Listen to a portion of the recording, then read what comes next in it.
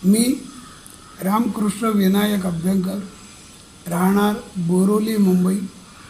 वय 71 वर्ष. शिक्षणाने BSc LLB, खाजगी नोकरी. आपल्यापुढे प्रारब्ध कर्मावर कर्मसिद्धांत या विषयावर माझे विचार मांडित आहे. साध्या सुध्या आपल्या घराघरातून वेगवेगळी उदाहरणं आपल्याला पाहायला मिळतात की त्याची आपल्याला उत्तरं सहजासहजी मिळत नाहीत. गोष्ट साधी आहे. एका घरात 2 मुलं जन्मतात. वास्तविक त्या मुलांना आईवडिलांनी चांगले संस्कार देखील केलेले असतात, परंतु काय होतं ते समजत नाही. एक मुलगा असतो, त्याला संगत चांगली लागते आणि तो एक चांगल्यापैकीतला समाजात आदरस्थानी असा तो होतो. दुसरा जो असतो कुसंगतीने तो फार वाईट होतो. आणि हा एक उदाहरण आला. दुसरं एक उदाहरण घ्या. बागेमध्ये आम्ही झाडांना पाणी घालतो, त्याची फुलं येतात. ती फुलं आम्ही देवाला वाहतो, देवाचं पुष्पार्चन करतो. दुसरी फुलं असतात, काही त्यातला भाग ती स्त्रिया आपल्या केसात माळतात. आणि तिसऱ्या ज्या प्रकार आहे ती प्रेताला सजवतात. फुलं एकच, माळी एकच, घालणारं पाणी एकच, जागा एकच, परंतु ती जी फळ जी आहे ते असं का? उत्तर नाही आपल्याकडे. काही वर्षांपूर्वी एक असं घडलं होतं. भीमाशंकरच्याकडे एक गाव आहे, ते एकदम खचून गेलं आणि गावच्या गावात जमिनीत गाडलं गेलं. विशेषतः अशी एक लहान मूल फक्त वाचलं आणि बाकी सगळे संपले. आता हे मूल इतकं लहान होतं की त्याचा सांभाळ कसा करायचा, कोणी करायचा, हा सगळा प्रश्न एक. म्हणजे ते मूल जिवंत राहिलं ह्याच्याबद्दल आनंद समाधान व्यक्त करायचं का त्याचं बिचाराचं पालनपोषण कोण कसं करणार ह्याच्याला विचार करायचा. अशी बरीच उदाहरणं तुम्हाला सांगते, बरीच. कित्येक वेळेला काय होतं, आम्हाला गुरुजी सांगतात आमच्या घरात काही जमत नाही, हे होत नाही, ते होत नाही. मग गुरुजी आम्हाला सांगतात की बाबा नारायण नागबली करा, सपिंडी श्राद्ध करा, असं करा, तसं करा. आणि मग तिकडे जाऊन आपण केलं जातं. आता ते काय असते तर त्या गंमत अशी असते, वास्तविक घरात जी सुनबाई आलेली असते तिचं तर काही यात दोष नाही आहे. तिचं नवीन घरातून तिच्या घरातून आलेली असते. परंतु होते कशी गंमत, ती ह्या घरात जे येते त्यात तिचं प्राक्तन त्याच्या आधीचं असतं, पुढल्या जन्मातलं, आणि त्यामुळे तिला हे सगळं भोगायला लागतं. आता गंमत कशी असते, काळ सर्प योग, बरेच योग असतात, ज्योतिषाचं काम येते. त्याच्यात एकच सांगता येईल की तुमच्या बापजाद्याने, तुमच्या पणजोबा, आणखीन खापर पणजोबाने काहीतरी अशी कर्म केलेली असतील की तुमचं काय ते खून खराबा झाला असेल, लोकांना लुटलं असेल, लुबाडलं असेल, मारामाऱ्या केल्या असतील, कोणाचं काय पीक पळून आणलं असेल. ही जी पापाची जी कर्म आहेत आणि त्यामानाने पुण्याची कर्म कमी आहेत. आणि त्यामुळे पापाची कर्म वाढल्यामुळे ते जे प्राक्तन आहे, म्हणजेच प्रारब्ध आहे, म्हणजेच डेस्टिनी आहे, ती जी आहे ती त्या जन्मात ती फळं तुम्हाला पुढच्या जन्मात जायला लागतं. एवढी त्याची स्टॅकिंग वाढतं. पुढल्या जन्मात तुम्हाला ते भोगायला लागतं. आणि मग ती अनेक जन्म एवढी पापं झालेली आहेत तुमची. आणि त्यामुळे ती पापाचा निसरा व्हायलासाठी असे अनेक जन्म भोगायला लागतात. आणि थोडी थोडी थोडी करून ती क्लिअर ऑफ होतात. आता मगाच मी सांगितलं या घरात सुनबाई आलेली, तिचं काहीच दोष नाही आहे खरं म्हणजे. ती तिच्या माहेरून आलेली आहे, त्या घर चांगलं आहे. मग हे असं कसं आलं, ती या घरात आली आणि ती ह्यांच्या लोकांच्या चक्रात अडकली. त्याचं हेच आहे, ती जरी चांगली असली तरी तिचं प्राक्तन जे आहे तिकडे ती येऊन भेटायची असते. आणि मग पुढे सगळं व्हायचं असतं. त्यामुळे हे जे प्राक्तन आहे, प्रारब्ध आहे, ते सगळं भोगायला लागतं. साधे उदाहरण दुसरं बघा, एक कुत्री विते, चांगली 5-6 पिलं मस्त गोंड छान पिलं असतात.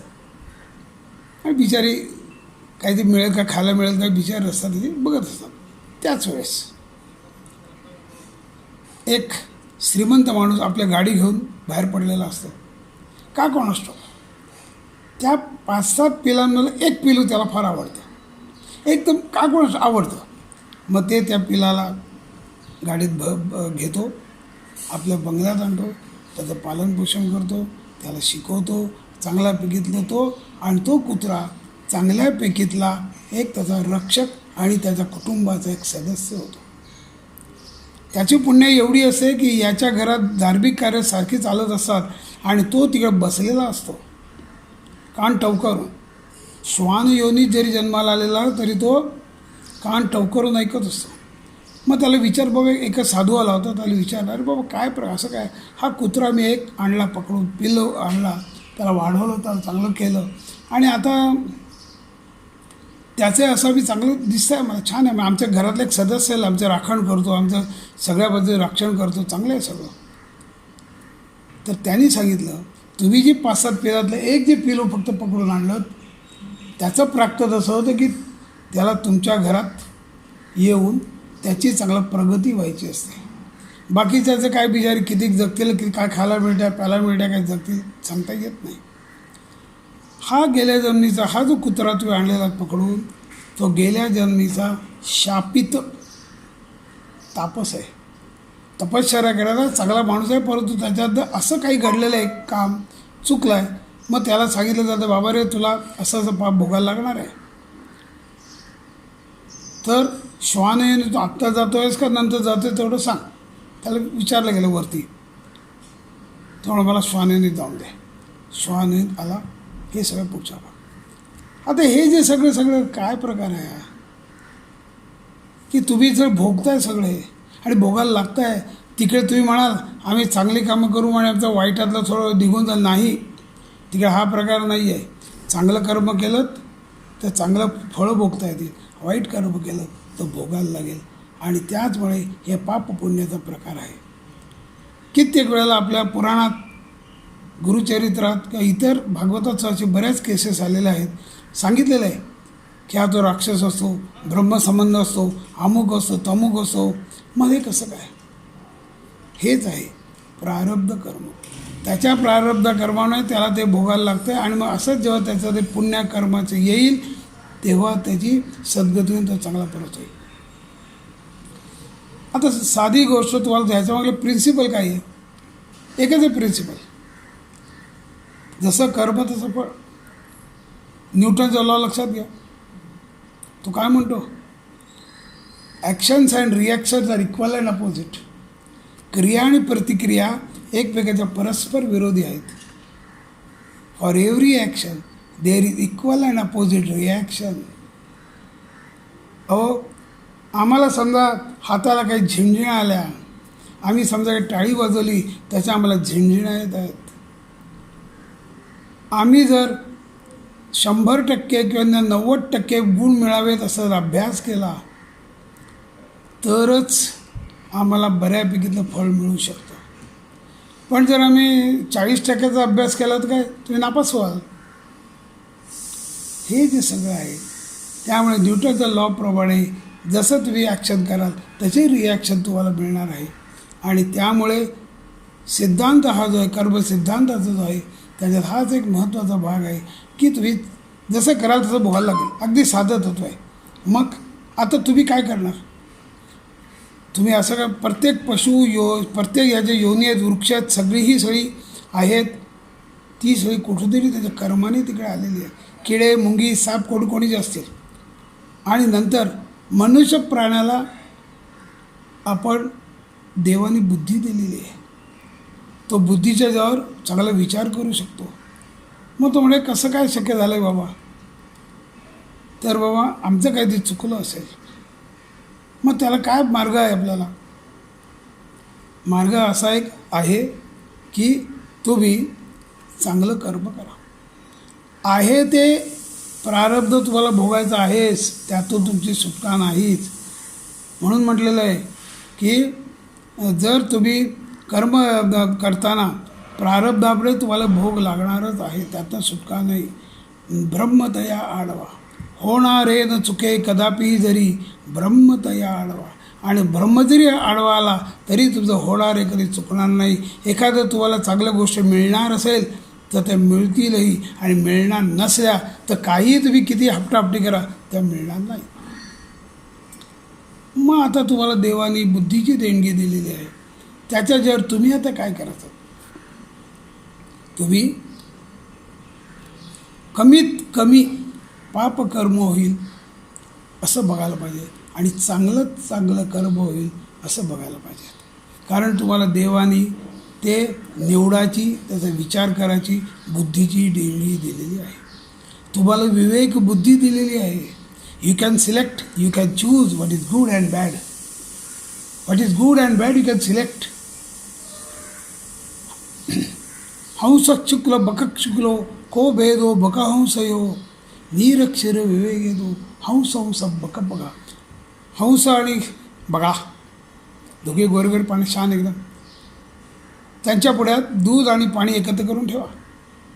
हंस काय करेल, ते दूध पटापट पटपट पिऊन टाकेल, आणि बगळा बिचारा पाणीच पित राहील. आता ही जी निरक्षर विवेक बुद्धी जी आहे ती आपल्याला देवाने माणसाला दिलेली आहे. कारण हा जो माणसाचा देह जो निर्माण झाला आहे, ज्या पाप आणि पुण्य हे जेव्हा बरोबरीला येतं तेव्हा त्याला नरजन्म प्राप्त होतो. आणि या नरजन्मामध्ये बुद्धीच्या जोरावर तो विचार करू शकतो, काय चांगलं काय वाईट आहे, हे मी करू का, हे मी का नको करू, हे केलं तर का होईल, हे न केलं तर का होईल. ह्याचा यादी सारासार विवेक बुद्धी जर तुम्ही केलं तर तुमच्यातनं चांगली कर्म होतील. आणि चांगलं कर्म केलं की काय होईल, तुम्हाला त्याचा रिझल्ट, तुम्हाला त्याचा निकाल पुढच्या जन्मात नक्की दिसेल. आत्ता आम्ही जे चांगल्या स्थितीत आहोत, सुस्थितीत आहोत, आम्हाला चांगले संसार आहे, मुलं चांगली आहेत, ती चांगल्या वेळी शिकत आहेत, चांगली वेळी शिकलेले आहेत, चांगल्यापैकी ती अभ्यास करत आहेत, आईवडिलांची चांगली वागत आहेत, हे फार महत्त्वाचं आहे. हे सगळं कशामुळे आहे? गेल्या जन्मी तुम्ही काहीतरी चांगलं कर्म केलेलं आहे, त्याची चांगली फळं तुम्ही भोगता आहात. असं असूनसुद्धा तुम्हाला काम करताना, दिवस घालवत असताना काही तुम्हाला भोगायला लागतं.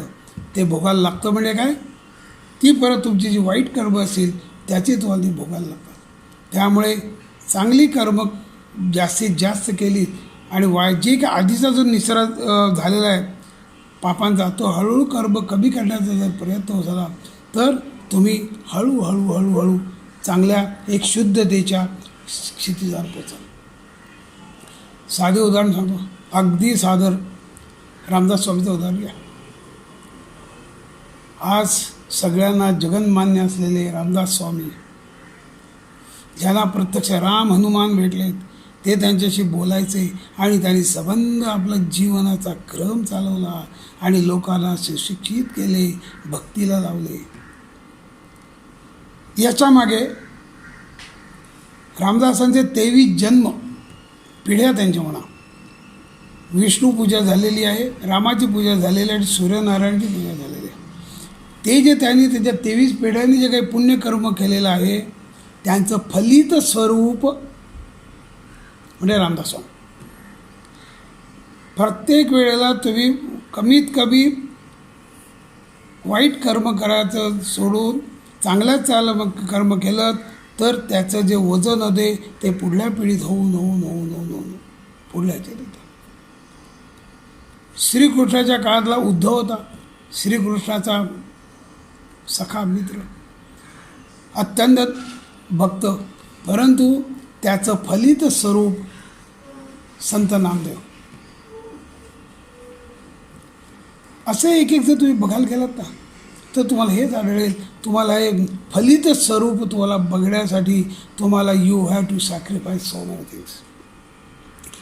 आता एक साधा विचार करा, आपण एक संसारी माणसं आहोत, आपण काही सगळंच काही देवदेव करू शकत नाही.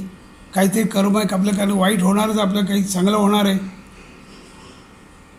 होणारच आहे ते. आता मी तुम्ही म्हणाल आम्ही श्वासोश्वास घेणार नाही, मरून जाल, म्हणजे श्वास तर घ्यायलाच पाहिजे, निश्वास करायला पाहिजे, तुम्हाला जेवण करायचं आहे किंवा संसार चालवायचा आहे, काहीतरी असे प्रसंग येतात की तुम्हाला तुमच्या इच्छेविरुद्ध वागायला लागतं. ते किती चांगलं ठरवलेलं तुम्हाला करायला लागतं. त्यामुळे जीवनात तुमच्या हे पापकर्म आणि चांगलं कर्म हे येणारच आहे आणि ते तुम्हाला सोबत घेऊन जायचं आहे. तीच पुढे सुखदुःखाची संकल्पना आहे. गावाला असताना तुम्हाला माहिती असेल, विहिरीतलं पाणी राट आणि काढण्यासाठी एक गोल मडक्याची माळ असते.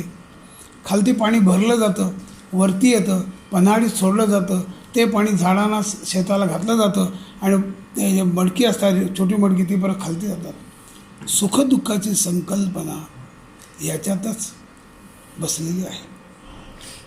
नुसतं सुख असून चालत नाही, दुःख असून चालत नाही. सुख आणि दुःख हे समांतरित्या चालत असतं आणि चालत राहणार. ही तुमच्या जीवनाचं तंत्र आहे.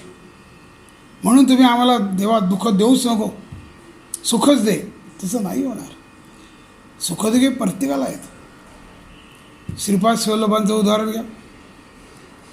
ते जन्माला आले, त्यांचे प्रारब्ध किती येतं, म्हणजे ते साक्षात दत्त जरी जन्माला आले फेटिकापुरममध्ये, तरी त्यांच्या आईवडिलांचं जे काही प्राक्तन होतं ते त्यांना काही सुटलं नाही. त्यांचे 2 भाऊ बघितले, एक अपंग होता आणि एक अंध होता. ते सुटलेलं नाही त्यांना, ते त्यांना भोगायलाच लागलं आहे. परंतु त्यात त्यांनी स्वामीने सांगितलं, जेव्हा ते संन्यास घ्यायला गेले, त्याने ते हात ठेवला, ते चांगल्यापैकी ते झाले.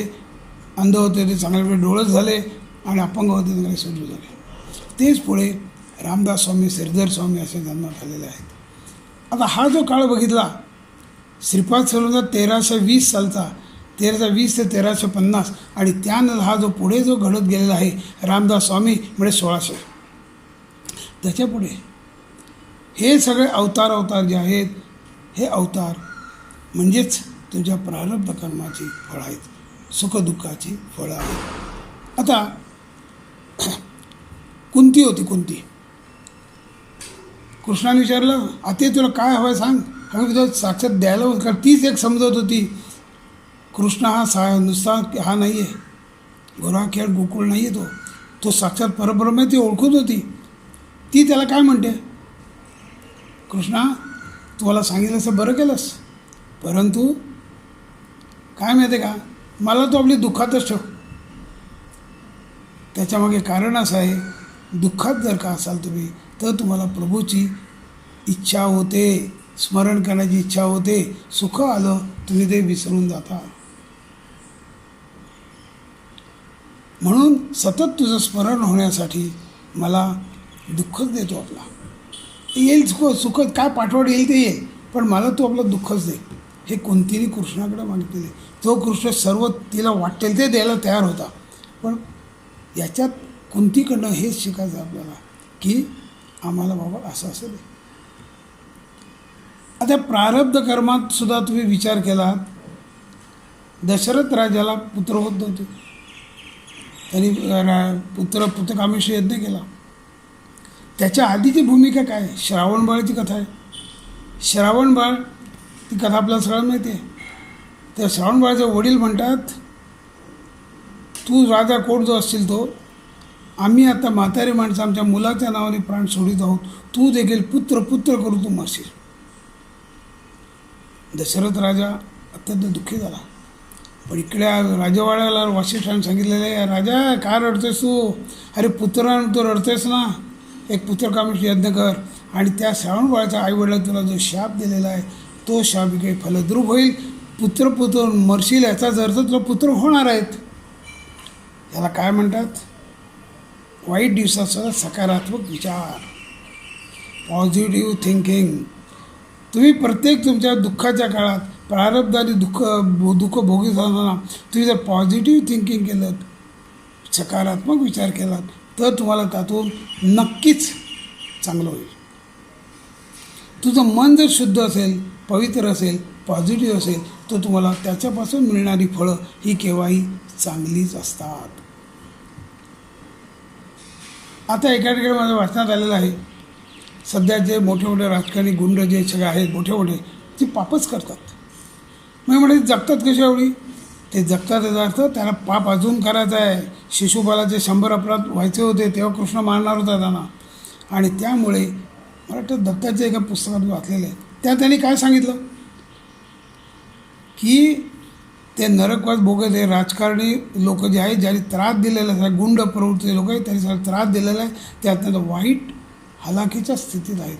पण ते लवकर वरती येणार नाहीत, कारण त्यांची पापकर्मच तेवढी होती की ते वरती येऊ शकत नाही. होते कशी गंमत, पाप पुण्याच्या जेव्हा किंवा प्रारब्ध कर्माच्या जेव्हा आम्ही गोष्टी करतो किंवा कर्मफलाचा विचार करतो, सध्याच्या कलियुगात काय चाललेलं आहे की आम्ही पैशाच्या जोरावर आणि मस्तीच्या जोरावर आम्ही काय करतो, सगळ्यांना विकत घेतो. आम्ही न्याय व्यवस्था विकत घेतो, पोलीस व्यवस्था, सगळे व्यवस्था विकत घेतो. आणि आम्ही कितीही गुन्हे केलेले असले तरी आम्हाला सुटका मिळते. परंतु वरती जो बसलेला आहे चित्रगुप्त, तो काय करतो, यमाच्यात गेला तर तुम्हाला पाढा वाचला जातो आणि मग तिकडे तुम्हाला कुठलीही सवलत नाही, किती ते पैसा पेरणं नाही, काही करायचं. कारण तुम्ही जेव्हा इकडून गेलेले असतात तेव्हा तुमच्यासोबत फक्त तुम्ही केलेल्या पापपुण्याचा हिशोब असतो आणि त्या पापपुण्याच्या हिशोबानुसार तुम्हाला त्याची फळे भोगायला लागतात. ही देवाच्या दरबारातली जी गोष्ट आहे ती फार वेगळी आहे. आणि त्यामुळे त्याला स्मरून तुम्ही कर्म करा, हे त्याच्यामागे एक वाट निघू शकते. कर्म भोगता होता तुमच्या जो वाईट गोष्टी होणारच आहेत, त्याचं क्षालन ते होण्यासाठी तुम्ही चांगलं कर्म केलं तरीसुद्धा पाप आणि प्रारब्ध तुम्हाला येणारच आहे. तरीसुद्धा त्यातल्या त्यात तुम्ही तुमचं जीवन जगताना चांगला जर विचार करून, चांगली कर्म करून, एक माणसाने माणसासारखं वागण्याचा जर प्रयत्न केला तर त्याचं फळ नक्कीच होतो आहे. आणि मग ह्या सगळ्यांचा तुम्ही जर विचार केला, ज्ञानेश्वर महाराज घ्या, ही भावंडं म्हणजे परत पूर्वींचे पांडव आलेले आहेत.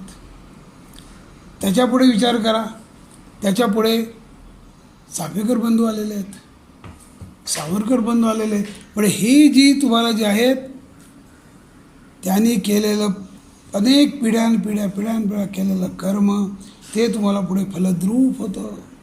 की ज्या चाफेकरांच्या 4 मुलं गेल्यानंतर आईला विचारलं, आई काय म्हणाली, बोगड्यासारखं आहे, हो 4च काय मला अजून हवी होती, म्हणजे ती राष्ट्राच्या कार्याला दिली, हा तिचा विचार आहे. म्हणजे मुलं गेलं तर दुःख होतंच, परंतु त्याचसोबत त्याला राष्ट्राचा विचार होता. राष्ट्राच्या याच्यासाठी मी 4 मुलं गमावलेली आहेत, अजून घालू. हा जो सकारात्मक, हा जो पॉझिटिव्ह थिंकिंग, हा जो विचार आहे तो आपण जर पुढे आपल्या जीवनात चांगल्यापैकीतलं करू शकलात तर नक्कीच तुमचं जीवन चांगलं, सफळ, संपन्न होईल असा विश्वास वाटतो.